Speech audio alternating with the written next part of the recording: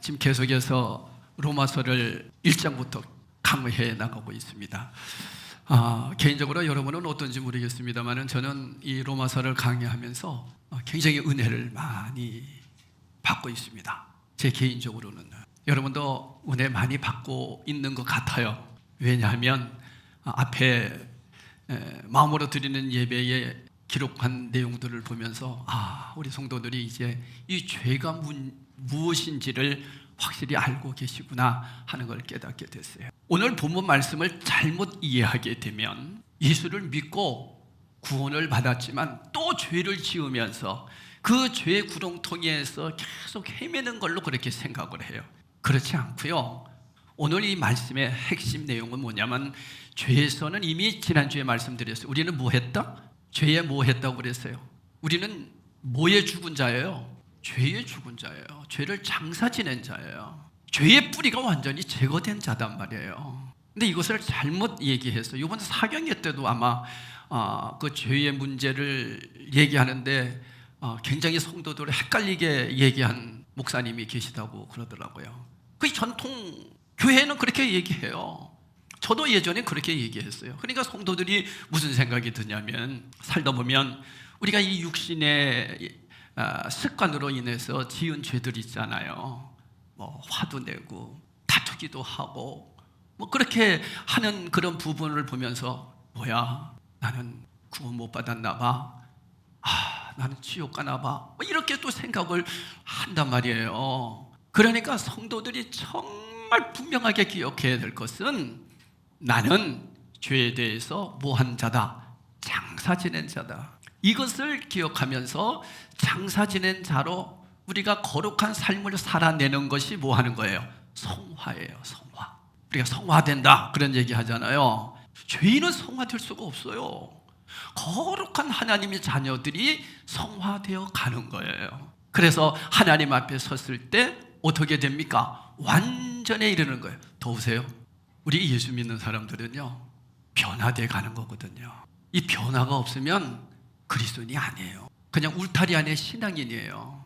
금요일 기도회 때도 제가 그런 말씀을 드렸습니다마는 내가 그리스도인인지 아닌지는 누가 알아요? 내가 알아요. 내가 증명이 된다고요. 증명.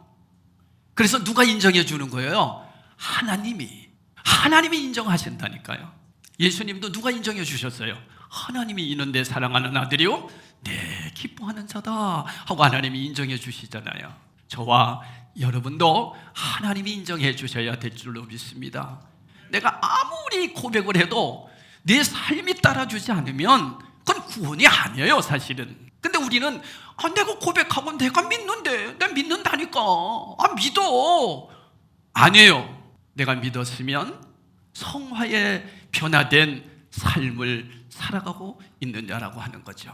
이렇게 말씀을 내가 깨달았으면 그 다음엔 뭐가 있어야 돼요? 결단이 있어야 되는 거예요. 결단. 그래서 우리는 결단합니다 하는 말씀을 많이 하잖아요. 로마서 6장 1절에서 11절이 모두 중요한 구절이지만 그 중에서도 우리 마음에 새겨야 할 두 구절이 3절에 나와 있어요. 알지 못하느냐? 이것을 알고 깨달으라 이런 얘기예요. 알고 깨달으라. 그게 로마서 6장에 나오는 내용이에요. 1절부터. 알고 뭐하라? 깨달으라. 그래서 우리가 말씀을 배우는 이유가 하나님을 알고 뭐 하려고? 깨달으려고. 그 다음 11절에 나오는 살아있는 자로 여길지어다. 오늘 말씀의 제목이죠. 살아있는 자로 여길지어다. 여기서 여긴다, 간주한다, 단정한다, 인정한다 그런 뜻이에요. 내가 인정하는 거예요.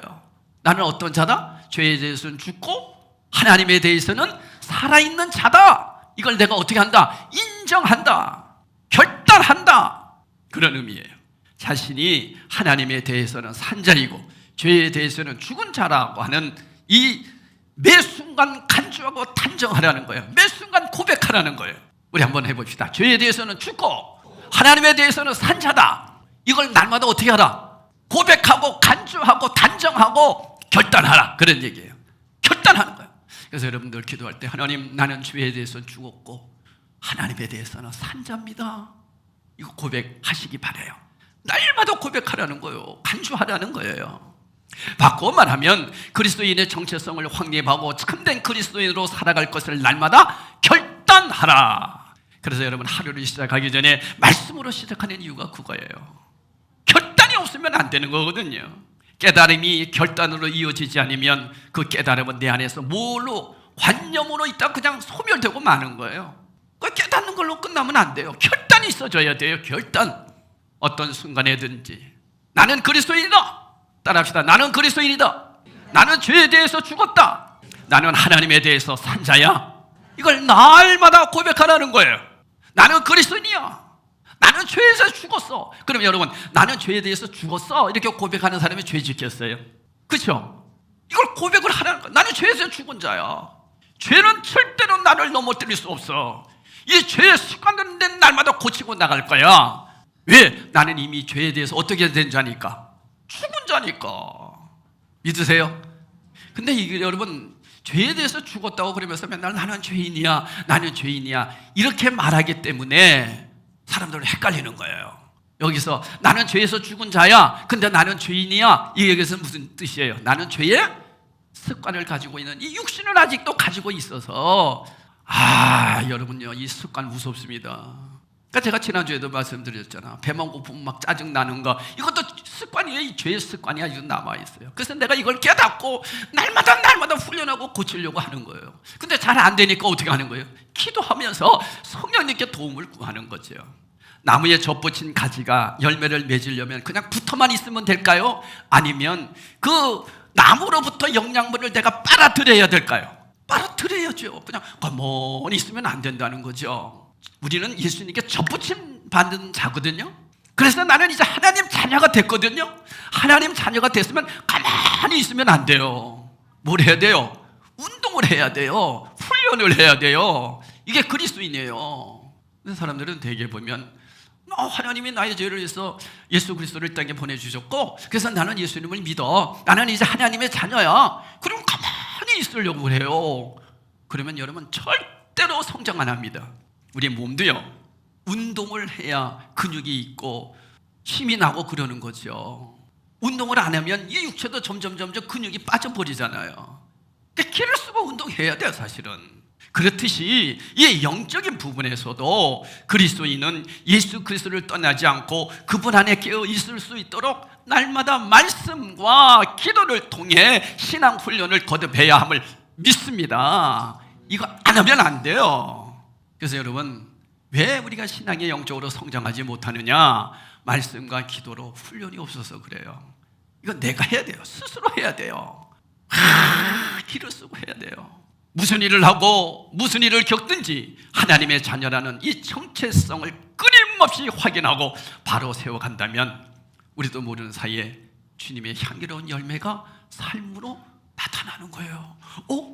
와, 나에게 이런 열매가 있네? 나에게 이런 것이 막 나타나네? 이게 나타나는 거예요. 턱걸이 하는 사람들이 하루 겨우 해.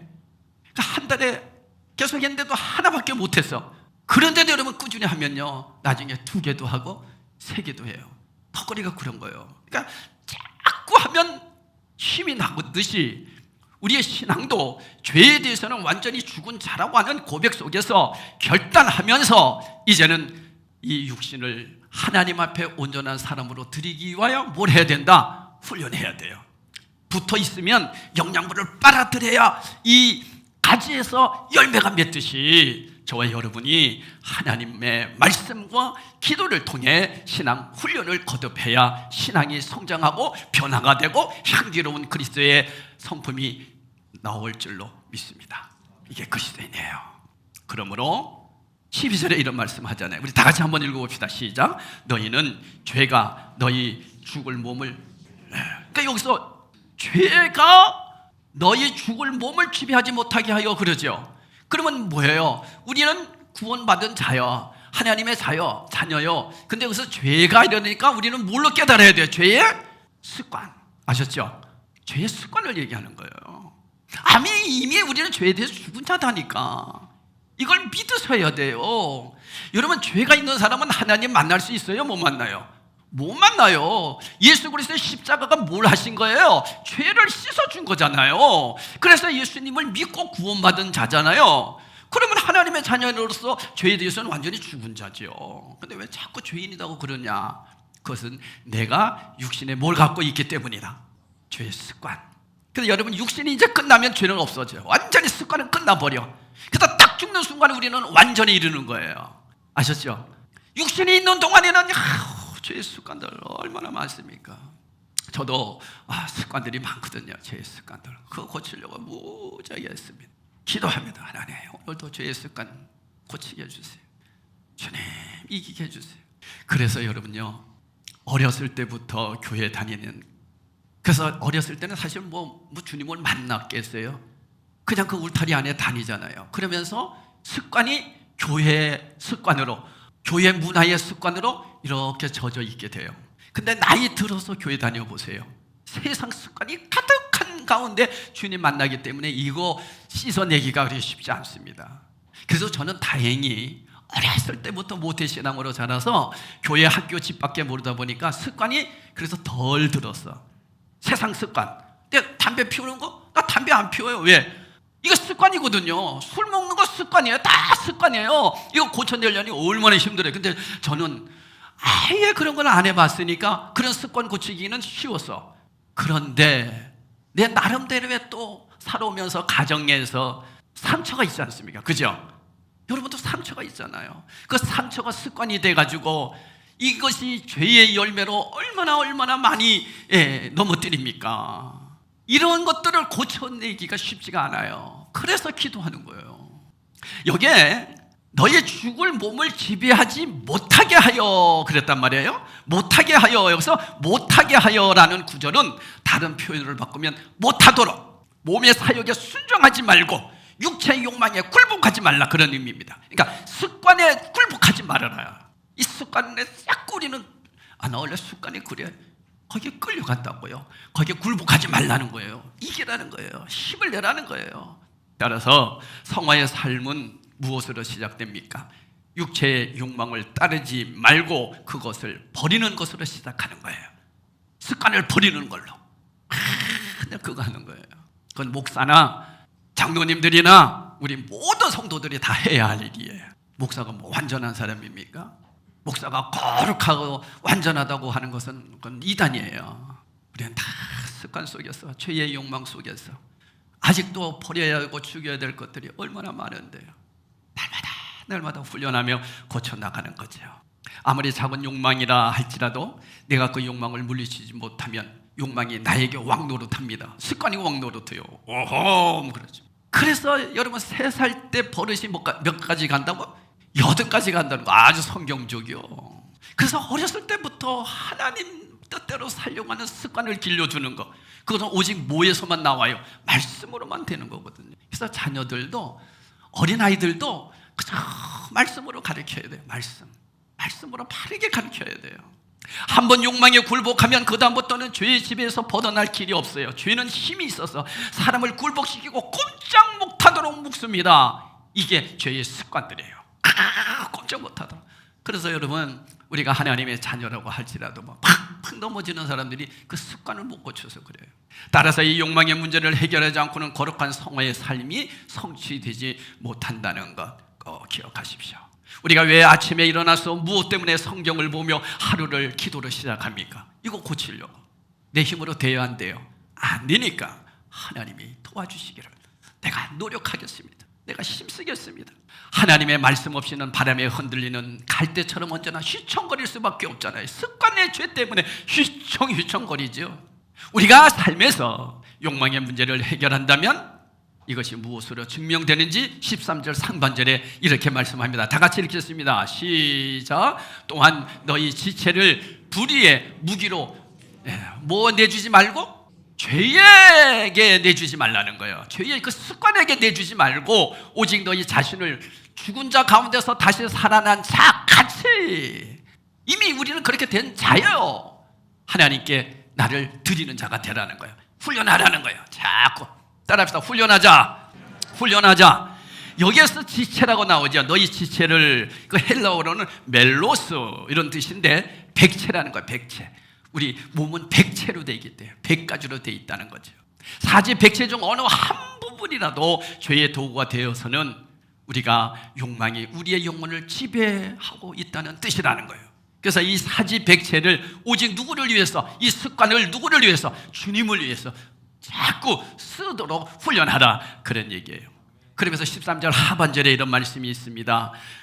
하반절에 보니까 우리의 지체를 죄의 무기로 어떻게 하지 않고 내주지 않고 더 나아가 욕망을 이기는 더 적극적인 방법을 가르쳐 주시는 거예요. 그러니까 오직 너희 자신을 죽은 자 가운데서 다시 살아난 자 같이 하나님께 어떻게 하라? 드리며 너희 지체를 의의 무기로 하나님께 드리라. 여기서 드리라 그러지요.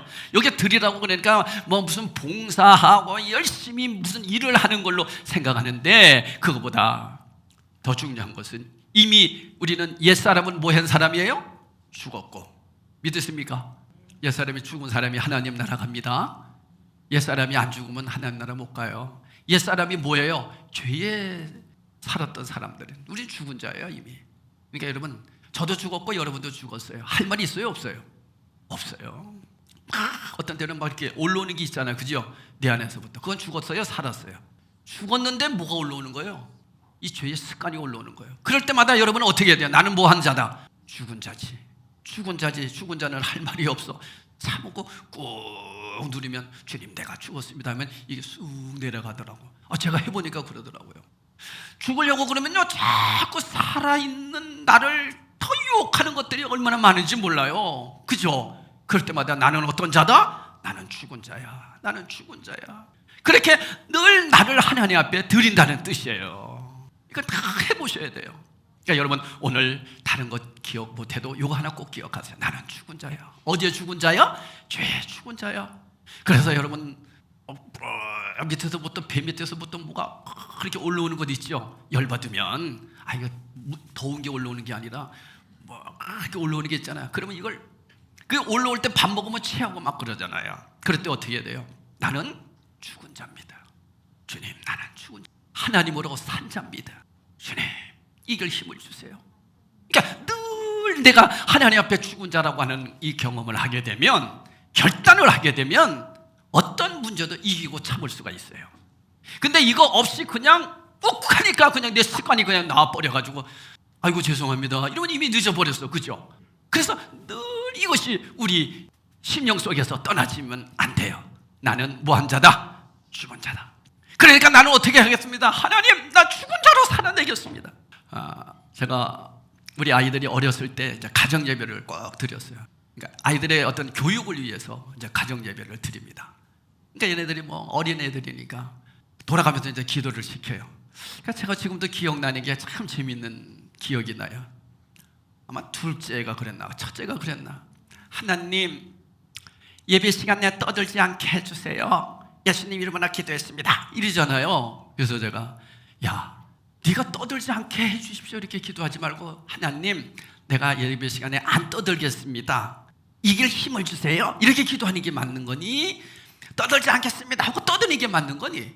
내가 물었어요.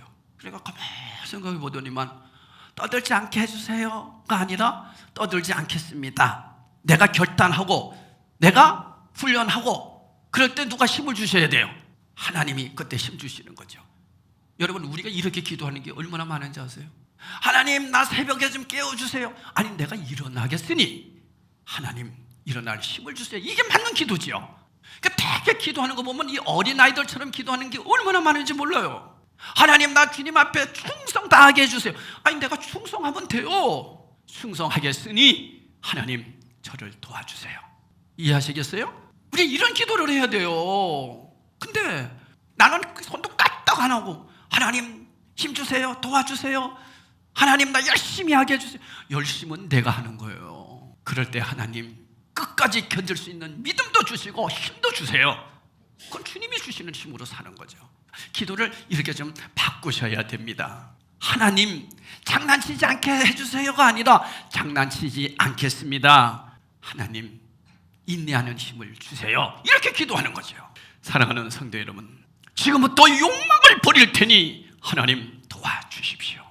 하나님, 내 안에서 죄의 습관을 날마다 날마다 버리도록 하겠으니 성령님 이길 힘을 주십시오. 이렇게 기도하시기를 축복합니다. 기도를 그렇게 하는 거예요.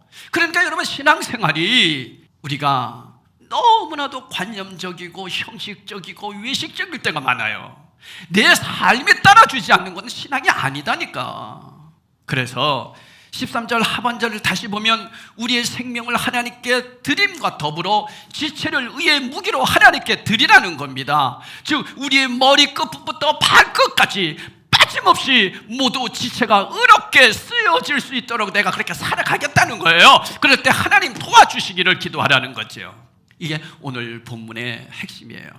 사랑하는 성도 여러분, 욕망의 문제가 해결되고 백체가 죄의 무기가 되지 않으며 옛 삶을 청찬하고 자신의 생명을 하나님께 드리게 되는 것, 이게 진짜 그리스도인입니다.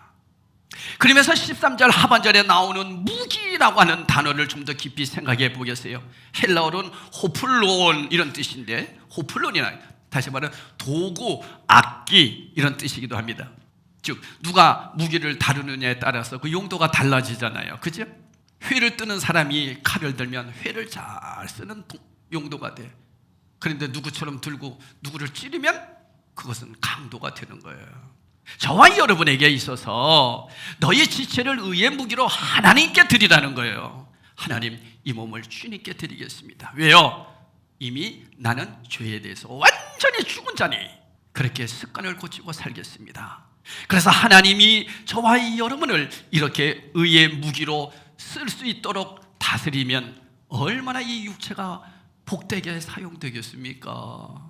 이렇게 해서 이제 로마서 6장에서 중요한 단어 3가지를 3절에 알지 못하느냐, 11절에 여길지어다, 13절에 뭐예요? 드리라. 이 3가지가 나와요. 다시 말하면 따라합시다. 깨달음. 내가 깨달은 거예요. 그 다음에 뭐 해야 돼요? 결단한 다음에 뭐 해야 돼요? 실천하는 거죠. 근데 여러분, 이렇게만 정리하고 다음 주부터 7장으로 넘어가게 되면 다른 종교와 다를 바가 없어요. 제가 늘 말씀드리죠. 교회가 슬그머니 다른 종교와 같은 비슷한 게 넘어왔다고. 그 중에 하나가 뭐예요? 하나님은 우리를 찾아오셨어요? 우리가 찾아가는 거예요? 찾아오신 거예요. 내가 하나님 찾아서 그분이 우리를 만나주셨어요? 그분이 먼저 우리를 만나주셨어요? 그분이 먼저 우리를 만나주셨어요. 이거 착각하는 거예요, 지금 사람들. 그러니까 뭐 열심히 교회 다니면 하나님 만난다고? 그건 불교식으로 예수 믿는 거예요. 그러니까 하나님의 말씀을 내가 깨달았으면 내가 결단하고 실천하겠습니다. 그건 내가 하는 거예요. 여러분, 우리는 내가 하는 게 없습니다. 그렇게 되면 다른 종교도 그렇게 합니다. 다른 종교도 깨달음과 결단하고 그대로 사세요 이런 얘기합니다. 그러면 뭐가 다르냐? 이 한계가 뭐냐? 14절 보세요. 우리 14절 읽겠습니다. 다 같이 14절. 죄가, 시작. 죄가 너희를 주장하지 못하리니 이는 너희가 법 아래 있지 아니하고 은혜 안에 있음이라. 이것은 무슨 얘기예요? 너희 스스로 법을 지킬 때에만 너희가 구원을 받을 것이다. 만약에 이렇게 얘기했다면 여러분, 이 세상에서 구원받을 사람 한 사람도 없습니다. 다 중도 타락합니다. 그런데 하나님께서 어떻게 합니까? 먼저 예수 그리스도를 십자가에서 죽게 하시고 그분을 믿는 자들은 보혈로 깨끗함을 입었다라고 하는 하나님의 은혜를 깨닫게 하는, 그래서 하나님 자녀로 삼아주신 하나님의 사랑과 은혜를 깨달은 자들은 어떠한 상황 속에서도 흔들리지 않고 끝까지 믿음 지켜나갈 수 있다는 거죠. 은혜 아래 있게 되면. 이런 얘기를 쉽게 얘기할게요. 우리 어린이들도 있으니까 제가 좀 쉽게 예화를 들겠어요. 5kg이 되는 것을 누가 오래 들고 있느냐? 그러면 상 준다. 그러면 기를 쓰고 이제 5kg 처음에는 뭐 희죽희죽 웃으면서 5kg를 들 거 아니에요. 그러다가 나중에는 점점 힘이 없어져요. 그런데도 뭘 받으려고? 상 받으려고. 끝까지 성질이 나면서도 힘이 들면서도 끝까지 이걸 들고 있습니다. 그래가지고 1등 했는 사람이 상 받아. 근데 여러분, 이렇게 보세요. 우리 아이가 5kg가 되는 아기가 몸이 아파. 그런데 얘가 열이 펄펄 나. 병원으로 몇 시간을 달려가도 힘이 들어요, 안 들어요? 안 들어요. 왜 안 들까요? 사랑하기 때문에. 그러니까 여러분, 우리가 하나님의 일을 할 때 내가 죄에 대해서 완전히 죽은 자야. 예수 그리스도의 십자가 보혈로 하나님의 사랑으로 그분이 먼저 나를 찾아와 주셨어. 그래서 나는 그분의 그 은혜에 감사해서 믿음으로 반응하여 구원을 이룬 자야. 이게 확실하면요, 무슨 일을 해도 힘이 안 들어요. 그저 감사한 거예요. 여러분, 이게 믿음이에요. 이게 신앙생활이에요. 그래서 여러분, 저도 그렇고 여러분도 그렇고 제가 목회하는데 이 주님의 이 사랑 없이는 목회가 얼마나 힘들겠어요. 내가 변화돼야 되는데, 내가 그렇게 살아내야 되는데 먼저. 그런데 주님의 은혜를 알고 나니까 얼마나 감사한지 몰라요. 야, 모든 게 주의 은혜구나. 너무나 감사해서 예배드리고, 너무나 감사해서 내가 주님의 뜻 안에서 이렇게 살아갈 때 우리 성도들도 이렇게 살아가게 해주세요. 여러분, 내가 먼저 살아내야 그 말씀이 전이가 될 거 아니에요, 여러분에게. 그러니까 목회자가 그렇게 살아가야 되는 거거든요.